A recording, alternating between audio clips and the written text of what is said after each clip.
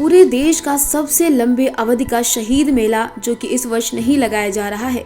देखिए शहीद मेले पर पूरी रिपोर्ट। जानकारी देते हुए मेले के प्रभारी किशन दुबे ने अपने आवास पर प्रेस वार्ता में जानकारी देते हुए बताया, मेले को एक राजनीति का शिकार बना दिया है, क्योंकि 24/12/2020 को मेला प्रबंधक इंजीनियर राज त्रिपाठी द्वारा उप जिलाधिकारी को परमिशन के लिए प्रार्थना पत्र दिया गया, जिस पर 2 जनवरी 2021 को थाना प्रभारी बेवर जसवीर सिंह सिरोही द्वारा रिपोर्ट में लिखकर भेज दिया गया कि मेला लगना संभव नहीं है।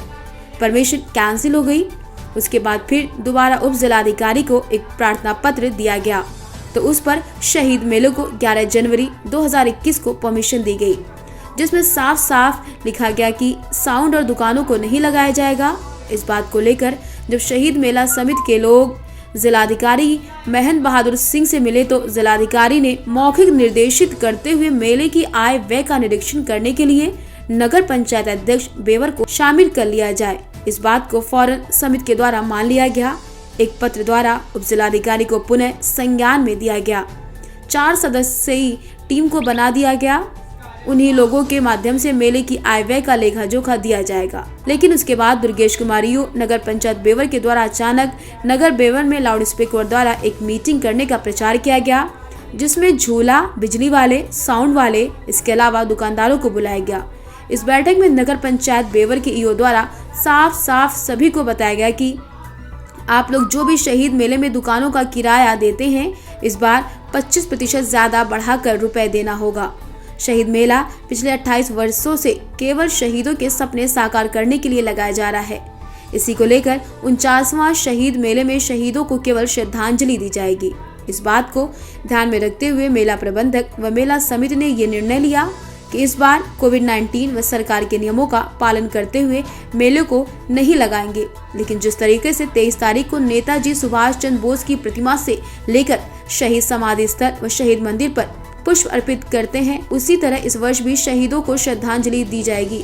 23 जनवरी को हम सभी लोग शहीद को श्रद्धांजलि देंगे।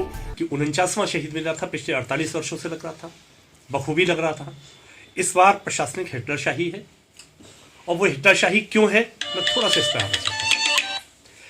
प्रशासनिक हिटलरशाही क्योंकि बीच में जो मेले की परमिशन आई, उस परमिशन में दुकानें न लगना और ध्वनि विस्तारक यंत्रों का पूर्णतः प्रतिबंध होना, इनके बाद मेला कैसे संभव था मुझे नहीं समझ आया।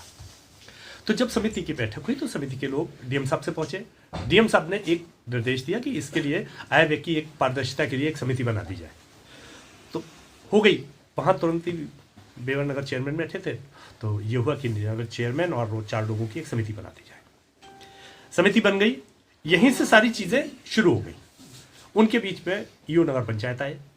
ईओ नगर पंचायत ने सारी चीजों को अपने हैंडओवर कर दिया कि जैसे कोई बहुत सुपर पावर कमेटी बना दी गई, और उसमें ईओ नगर पंचायत ने एक बैठक बुलाई। ये बताया कि डीएम साहब का मौखिक आदेश है, पूरे नगर में ढिंढोरा पिटवा के एक बैठक बुलाई। उस बैठक में 25% किराया बढ़ा दिया दुकानों का। किस आदेश के तहत बढ़ाया, क्यों बढ़वाना पड़ा, समिति को ने तो कहा नहीं करना है, परमिशन समिति के पास है। ईओ ने किराया बढ़ाया, क्यों नहीं समझ आया। दूसरे, समिति के पास जब परमिशन ही नहीं है दुकानों की, तो दुकानों की बात क्यों, बार बार कहने के बाद आज तक कोई परमिशन नहीं दी गई दुकानों की। ये दुकानें क्यों लगेंगी, जिसके पीछे पूरी नगर पंचायत पड़ गई दुकानें लगाने के। जब परमिशन नहीं है तो दुकानें नहीं। इन सारी उस पे समिति का बिल्कुल स्पष्ट निर्णय है कि इन सारे उसमें मेला लगाना संभव नहीं है। इसलिए पूरी समिति शहीद मेले को रामलीला ग्राउंड पर लगाने के आयोजन से मना करती है। वो शहीद मेला रामलीला ग्राउंड पर नहीं लगा रही, उसके बजाय शहीद मंदिर में हम शहीदों को श्रद्धांजलि देंगे, क्योंकि शहीद मेले का मकसद शहीदों को श्रद्धांजलि देना है।